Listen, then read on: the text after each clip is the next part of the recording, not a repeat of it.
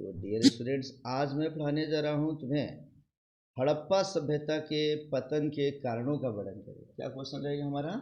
हड़प्पा सभ्यता के पतन के कारण। मैंने तुम्हें बताया था कि जिस चीज़ का उत्थान होता है, जो ऊपर बढ़ता है, एक दिन वह पुनः नीचे गिर जाता है बच्चे, ठीक है ना।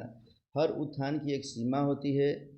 जो भी चीज़ का उत्थान हुआ है आज तक, उसका पतन निश्चित रूप से हुआ है। जिससे हम लोग जन्म लेते हैं तो बड़े होते हैं, होते होते होते होते जैसे 35 साल 40 साल की उम्र हमारी होती है, हम अपने जवानी के सबसे शीर्ष पर आते हैं। उसके बाद फिर हमारा बॉडी धीरे धीरे क्या होता है, डाउनफॉल में जाता है और हमारा पतन हो जाता है, एक दिन फिर हम मर जाते हैं बच्चे। उसी प्रकार किसी भी देश की सभ्यता हो, संस्कृति हो, रुपया हो, पैसा हो, अगर तुम पैसे कमाओगे तो कमाते जाओगे, शुरुआत करोगे, अंत में बहुत खूब पैसे अपनी जवानी काल में कमाने लगोगे और एक समय ऐसा आ जाएगा उसके बाद से फिर तुम्हारा वो पतन होना शुरू हो जाएगा। उसी प्रकार हड़प्पा सभ्यता के पतन के कारणों का वर्णन करें अगर ये पूछता है, इसको भी हम ठीक से समझते हैं। जो मैं बता रहा हूँ उसे समझते चलो तुम लोग, ठीक है ना। ध्यान दो, कहता है कि 2500 ईस्वी पूर्व से लेकर 1500 ईस्वी पूर्व के बीच के कालखंड को भारतीय इतिहास में किस नाम से जानते हैं हम लोग? हड़प्पा सभ्यता के नाम से जानते हैं। वो जो टेलीविज़न पे दिखाई दे रहा है उसको मैं बीच में इस्तेमाल करूँगा और जहाँ से इस्तेमाल करूँगा वो तुम्हें बताऊँगा, ठीक है ना। कहता है कि यह सभ्यता सिंधु घाटी क्षेत्र का, माने सिंधु घाटी क्षेत्र भारतीय उपमहाद्वीप में आता है। सिंधु घाटी क्षेत्र कहाँ आता है जी? भारतीय उपमहाद्वीप में। एक बार फिगर देख लो यहाँ पे, ये हमारा भारत है और भारत में हम लोग बात करेंगे तो यह जो पश्चिम का हिस्सा है यह है सिंधु घाटी सभ्यता। इसमें 5 नदियाँ आकर मिलती है, अलग अलग नदियाँ आकर मिल रही है, तो उसके आसपास का क्षेत्र ही क्या कहलाता है? सिंधु घाटी क्षेत्र। कहता है हड़प्पा सभ्यता की खोज। जब भी कोई क्वेश्चन लिखते हैं बच्चे तो उसका बेसिक भूमिका पहले लिख देते हैं। बता सकते हो हड़प्पा सभ्यता की खोज किसने किया था? हाँ, 1921 ईस्वी में दयाराम साहनी ने किया था। यह सभ्यता सबसे बड़ी तथा सबसे प्राचीन सभ्यता है। याद रखेंगे, सबसे बड़ी सभ्यता और सबसे प्राचीन सभ्यताओं में एक है। इसके पतन के कारणों को लेकर विद्वानों में अब भी मतभेद है, परंतु कहता है कि 1900 ईस्वी पूर्व के आसपास इसका विकसित स्वरूप समाप्त हो गया। फिर भी कई विद्वानों ने अपने अनुसार अलग अलग इसके कई कारण बताए हैं। अब यहाँ से थोड़ा समझोगे बच्चे कि हड़प्पा सभ्यता के पतन को लेकर कई सारे विद्वानों में मतभेद है। जिस सभ्यता की शुरुआत 3000 ईस्वी पूर्व से होती है वह 2500 ईस्वी पूर्व तक आते आते अपने चरम फेज में आ जाती है, लोग पूरा पहचान आते हैं। उसके बाद जब वो समापन की बात करेंगे तो धीरे धीरे डाउनफॉल रहता है। करीब वो समझो कि 1900 ईस्वी पूर्व के आसपास तक एकदम चरम पर रहता है। 1900 ईस्वी पूर्व आने के बाद से वो धीरे धीरे क्या होता है, फॉल करना शुरू करता है और 1700 ईस्वी पूर्व के आसपास आते आते वो समाप्त हो जाता है बच्चे। सभ्यताएं न तो एक दिन में जन्म लेती है और न एक दिन में खत्म होती है, तो धीरे धीरे उसका समापन होता है बच्चे। अब इसमें एक चीज़ है, यह जो हम पढ़ने जा रहे हैं बच्चे, इसे ध्यान दो कि यह ले लो, मैं तुम्हें बता रहा हूँ, यहाँ से ध्यान देंगे हम लोग।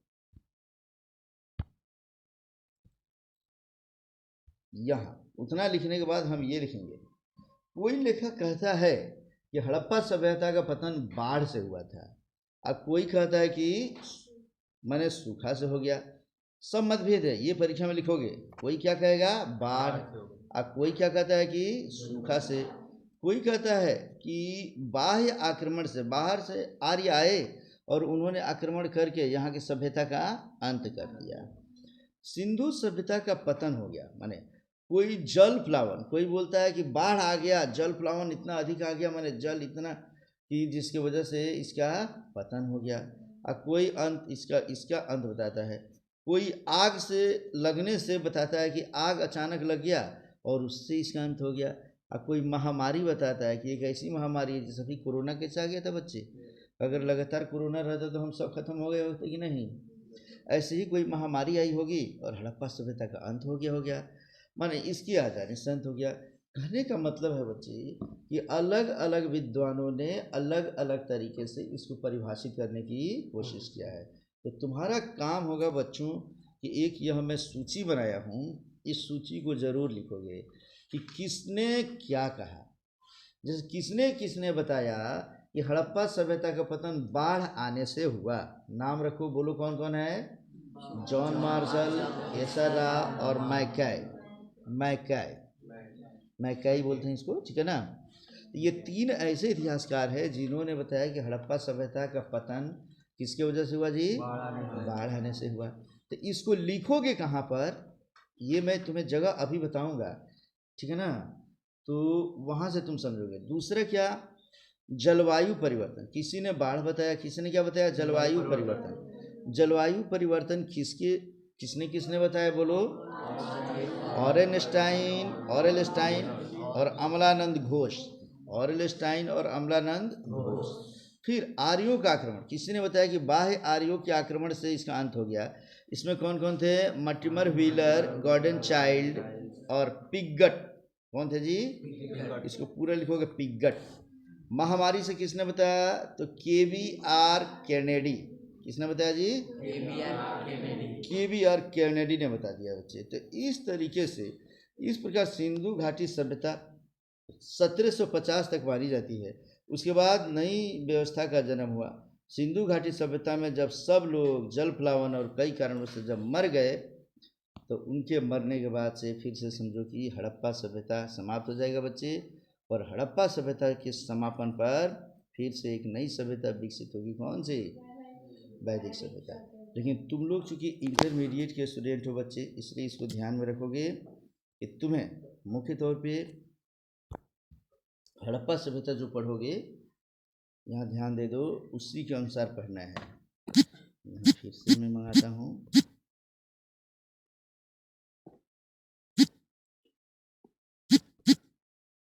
बीच में जो मैं लिखा हूँ उसको कहाँ घुसाओगे नोट्स में, ये चीज़ मैं बताने की कोशिश कर रहा हूँ बच्चे, इसे ध्यान से समझो।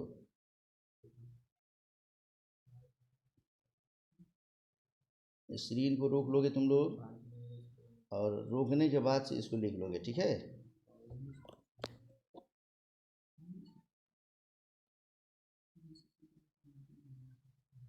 ये लो,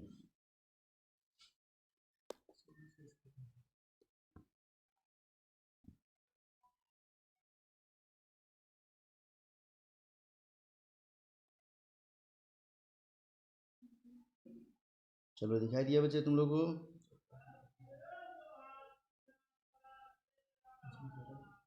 ये हड़प्पा सभ्यता के पतन का कारण, अलग अलग विद्वानों ने अलग अलग कारण बताया है बच्चे।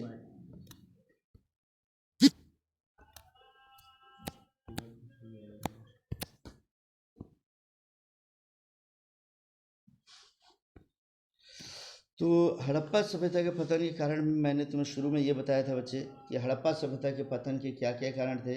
तो अलग अलग व्यक्तियों ने अलग अलग बताया। तो किसी ने बताया, इसमें सबसे पहले हमने लिखा है कि हड़प्पा सभ्यता के पतन के कारण में सबसे पहले अलग अलग विद्वानों ने बताया। तो सबसे पहले मैं क्या लिखवाया?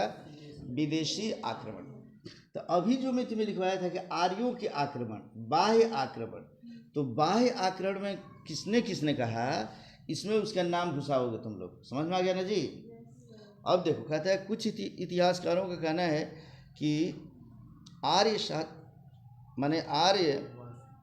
शासकों ने, आर्यवासियों ने सिंधु सभ्यता पर आक्रमण कर उसका नाश कर डाला, परंतु आर्यों के आक्रमण से यह सभ्यता पूरी तरह नष्ट नहीं हो सकी। वस्तुतः हड़प्पा सभ्यता के पतन के लिए अन्य कारण उत्तरदायी थे।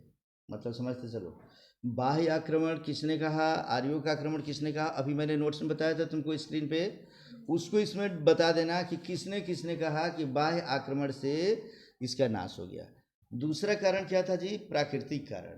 प्राकृतिक कारण में क्या लिखेंगे हम लोग, इसे समझते चलो। प्राकृतिक कारण लिखेंगे कि हड़प्पा सभ्यता के पतन के लिए अनेक इतिहासकारों ने प्राकृतिक कारणों को उत्तरदायी माना है। उनका मानना है कि सिंधु घाटी क्षेत्र में आगे चलकर वर्षा कम हो गई। समझ रहे हो? वर्षा का कम होना क्या कहलाता है? सूखा, ठीक है ना। फलस्वरूप कृषि और पशुपालन में कठिनाई होने लगी। कुछ इतिहासकारों के अनुसार इसके पास रेगिस्तान बढ़ गया तथा मिट्टी में लवणता बढ़ गई और उर्वरता समाप्त हो गई, जिसके कारण हड़प्पा सभ्यता का पतन हो गया। सिंधु सभ्यता में कौन कौन क्या कहा है, नाम जरूर लिखोगे बच्चे। कहता है सिंधु सभ्यता में बाढ़ आने के कारण, दूसरा क्या था जी इसमें, बाढ़ भी बताया गया है। तो कौन कौन बताया कि बाढ़ के आने से इसका अंत हो गया, यहाँ पे उसका नाम लिखोगे, ठीक है ना। तो लिखेंगे बाढ़ आने के कारण ही इस सभ्यता का नाश हो गया। सिंधु सभ्यता के क्षेत्र में भूकंप आया, भूकंप भी बताया गया है, जिससे भौगोलिक दृष्टिकोण से वहाँ के लोग मिट्टी में दब गए और बाद में शेष बचे हुए लोग इस जगह को छोड़कर अन्य दूसरी जगह पे चले गए। मतलब किसी ने बाह्य आक्रमण बताया, किसी ने समझो कि जल प्लावन बताया, किसी ने सूखा बता दिया और किसी ने भूकंप भी बता दिया। समझ में आ रहा ना जी। एक व्यक्ति नहीं बताया। कहता है कि कुछ इतिहासकारों का मानना है कि मलेरिया महामारी आदि का प्रकोप हुआ, जिससे काफ़ी लोग पीड़ित हो गए और लोगों की असामयिक मृत्यु हो गई। अर्थात किसी ने महामारी भी बताया। तो इस तरीके से ये सभी प्राकृतिक कारण तुम जब लिखोगे बच्चे, तो लेखकों के नाम को जरूर लिखोगे। लेकिन किसी सभ्यता का अंत का एक ही कारण नहीं होता है, उसमें आर्थिक कारण भी महत्वपूर्ण थे बच्चे। आर्थिक कारण जैसे कि हम लोगों में झगड़ा कब होता है बच्चे, घर परिवार में, बोलो। आर्थिक कारण है, रुपया पैसा की कमी हो जाती है तो घर के मम्मी चाची आपस में झगड़ा करने लगती है कि सरफ नहीं है, तेल नहीं है ना, ये ज़्यादा सरफ इस्तेमाल करती है, ज़्यादा मीट बना के लेके ये लेके चली जाती है। ऐसा कुछ होने लगता है बच्चे, आ रहा समझ में ना। अगर पैसा रहता तो 1 kg की जगह 4 kg आए तो किसी को घटेगा क्या, झगड़ा ही नहीं होगा बच्चे। काम धाम करने के लिए झगड़ा होता है, नौकर चाकर रख लेते तो काम धाम का भी झगड़ा खत्म हो जाता है। नौकर चाकर कब रखेंगे, रुपये पैसा रहेगा तब ना। तो आर्थिक कारण किसी भी चीज़ के नाश में बड़ा महत्वपूर्ण भूमिका निभाता है।